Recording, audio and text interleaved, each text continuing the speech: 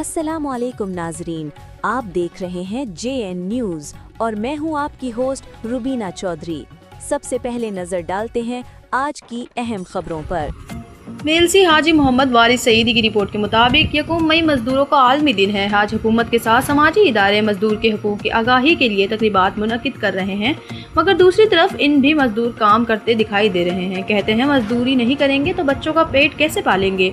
देखते हैं मेलसी से हाजी मोहम्मद वारिस सईदी की रिपोर्ट। 1 मई ये दिन मेहनत कशों की जद्दोजहद, इनके हकूक़ और बेहतर हालात कार के अज़म की याद दिलाता है, मगर दूसरी तरफ जिनके लिए दिन मनाया जा रहा है वो अपने हकूक़ से नाशना है।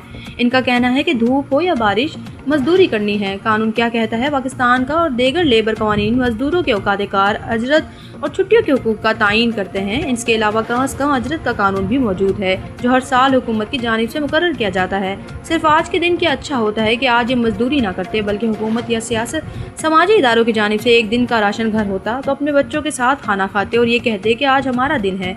कैमरामैन टीम के साथ हाजी मोहम्मद वारिस सईदी, JN न्यूज़, मेलसी।